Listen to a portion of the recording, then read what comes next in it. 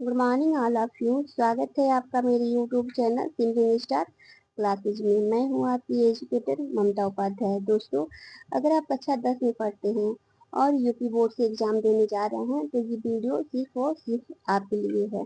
दोस्तों, आपके पेपर में 5 नंबर का प्रश्न आता है जीवन परिचय लिखने के लिए, जो गद्य खंड का से भी होता है और पद्य खंड से भी होता है।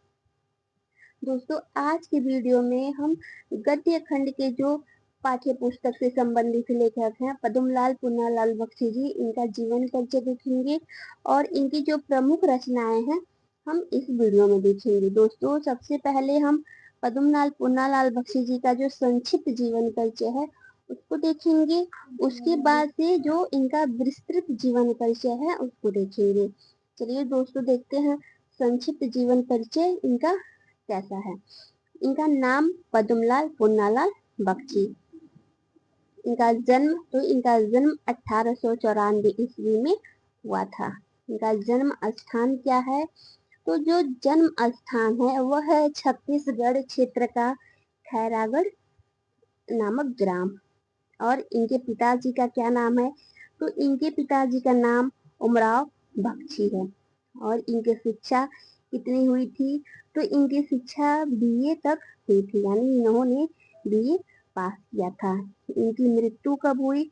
तो इनकी मृत्यु 1971 में हुई थी। इनकी लेखन विधा को हम देखेंगे तो इनकी लेखन विधा में काव्य, कहानी, आलोचना, निबंध तथा अनुदित रचनाएं आते हैं। साहित्य में पहचान, तो इनका साहित्य में जो पहचान था वह एक सफल अनुवादक एवं संपादक के रूप में था। इनकी भाषा कैसी थी? तो इनकी भाषा जो थी वह आदर्श एवं प्रवाहमय थी। इनकी शैली कैसी थी? तो इनकी शैली जो थी वह भावात्मक, विचारात्मक और व्याख्यात्मक थी। इनका साहित्य में स्थान कैसा था? तो इनका साहित्य में स्थान जो था, यानी पद्मलाल पुन्नालाल बख्शी जी को द्विवेदी युग के सुप्रसिद्ध साहित्यकार का दर्जा प्राप्त था या सुप्रसिद्ध साहित्यकार सिद्ध हुए थे। अब हम इनकी जो विस्तृत जीवन परिचय है उसको देखेंगे। द्विवेदी युग के सुप्रसिद्ध साहित्यकार श्री पद्मलाल पुन्नालाल बख्शी जी का जन्म सन 1894 ईस्वी में छत्तीसगढ़ राज्य के खैरागढ़ नामक स्थान पर हुआ था। कहाँ पे हुआ था पद्मलाल पुन्नालाल बख्शी जी का जन्म? तो इनका जन्म छत्तीसगढ़ राज्य के खैरागढ़ नामक स्थान पर हुआ था। और इनके पिताजी का क्या नाम था? तो इनके पिताजी का नाम उमराव बख्शी था, यानी इनके पिताजी का नाम श्री उमराव बख्शी था। और इनके पितामह का नाम बाबा पुन्नालाल बख्शी था। दोनों, यानी कि इनके पिता और पितामह का साहित्य से विशेष लगाव था। और इनकी माता भी साहित्य अनुरागी थी, यानी कि जो माता जी थी उन्हें भी साहित्य से बहुत ही लगाव था, साहित्य से बहुत प्रेम था। ऐसे ही परिवेश में इस लेखक का पालन पोषण और शिक्षा दीक्षा हुआ था। अतः परिवार के साहित्यिक वातावरण का गहरा प्रभाव इनके मन पर भी पड़ा था। और यह विद्यार्थी जीवन से ही कविताएं लिखने लगे थे। जैसे ही यह बीए की परीक्षा उत्तीर्ण किए, उसके पश्चात इन्होंने साहित्यिक सेवा को अपना लक्ष्य बना लिया और इन्होंने कहानी और कविता लेखन शुरू कर दिया था। जो हितकरणी और उत्तरोत्तर जो पत्रिका हैं उनमें इनकी कहानियां और कविताएं छपने लगी थी। द्विवेदी जी से संपर्क में आने पर इनकी जो रचनाएं थी वह सरस्वती पत्रिका में छपने लगी थी। इनकी लेखन का कौशल था उससे द्विवेदी जी इतने प्रभावित थे कि सरस्वती पत्रिका का संपादक उन्होंने इन्हीं के हाथों में सौंप दिया।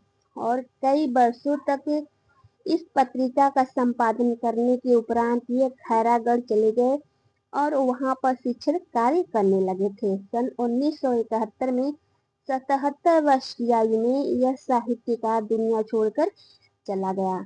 हम रचनाएं इनकी देखें तो जो पद्मलाल पुन्नालाल बख्शी जी हैं, इनकी जो रचनाएं हैं वो मननशील, विद्वान, और जो पद्मलाल पुन्नालाल बख्शी जी हैं वो मननशील, विद्वान तथा बहुमुखी प्रतिभा के धनी हैं।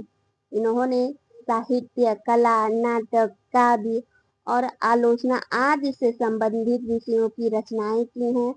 इनकी प्रमुख रचनाएं इस प्रकार हैं। काव्य संग्रह, इनके काव्य संग्रह में शतदल और अश्रुदल आते हैं। कौन कौन सी काव्य संग्रह हैं? तो दो काव्य संग्रह हैं, पहला शतदल और दूसरा अश्रुदल। इनकी कहानी संग्रह कौन सी है? तो इनकी कहानी संग्रह है वो भी दो ही है, एक अंजलि और दूसरा झलमला। इनकी आलोचना, तो जो इनकी आलोचना है वह है विश्व साहित्य, हिंदी साहित्य विमर्श, हिंदी उपन्यास साहित्य, हिंदी कहानी साहित्य आदि जो हैं इनकी आलोचनाएं हैं। इनका निबंध संग्रह जो है वो है पंचपात्र, प्रबंध परिजात, कुछ यात्री, कुछ बिखरे पन्ने और पदवन, यानी यह इनके निबंध संग्रह हैं। इनकी अनुदित रचनाएं कौन कौन सी हैं? तो जो प्रायश्चित है, उन्मुक्ति का निबंध है और तीर्थ स्थल है, वह इनकी अनुदित रचनाओं में आता है या इनकी अनुदित रचनाएं हैं। इनकी लघु कथा की अगर हम बात करते हैं तो इनकी लघु कथा में झलमला जो है इनके द्वारा लिखी गई अत्यंत प्रसिद्ध कहानी थी। बाल्य साहित्य में भी या बाल्य साहित्य से संबंधित जो अनेक पुस्तक हैं वह भी इन्होंने लिखी है। इनका संपादन कौन था या इन्होंने किनका संपादन किया? तो इन्होंने सरस्वती और छाया नामक पत्रिका का संपादन किया था। इनकी भाषा शैली कैसी है? तो बख्शी जी का जो भाषा है उसका अपना एक आदर्श है। इनकी भाषा में जटिलता और रूखापन नहीं है, यानी जो बख्शी जी की भाषा है उसमें जटिलता और रूखापन नहीं पाया जाता है, बल्कि इनकी भाषा का अपना एक अलग ही आदर्श है। इनकी रचनाओं में कहीं कहीं उर्दू के शब्द भी मिलते हैं, तो कहीं कहीं अंग्रेजी के जो व्यवहारिक शब्द हैं उनका भी प्रयोग इनकी रचनाओं में किया गया है या इनकी लेखनों में किया गया है। इन शब्दों के प्रयोग से भाषा की सरसता एवं प्रवाह महत्ता में वृद्धि हुई है। इनके निबंधों में भावनात्मक, व्याख्यात्मक और विचारात्मक शैलियों के दर्शन होते हैं। हिंदी साहित्य में बख्शी जी का क्या स्थान था? तो महावीर प्रसाद द्विवेदी के संपर्क में आने से बख्शी जी का साहित्य प्रतिभा में निखार आया था और इन्होंने कई प्रभावपूर्ण कृतियों की रचनाएं की, जिससे इन्हें खूब प्रसिद्धि मिली। इनके निबंध जो थे वह उच्च कोटि के विचारात्मक, आलोचनात्मक एवं समीक्षात्मक श्रेणी के थे। इनकी कहानी जो थी वह भावना प्रधान एवं मर्म स्पर्शी हुआ करती थी। बख्शी जी एक कुशल संपादक एवं अनुवादक भी थे।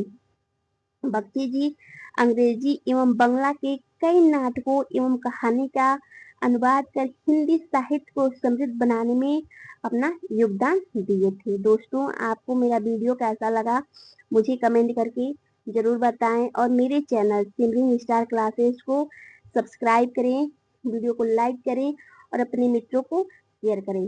दोस्तों, आप अगले वीडियो में कौन सा या किन लेखक का जीवन परिचय पाना चाहते हैं या सीखना चाहते हैं मुझे कमेंट करके जरूर बताएं। मैं अगला वीडियो आपके सिलेबस से संबंधित कौन से प्रश्न पे बताऊं ये भी जरूर बताएं।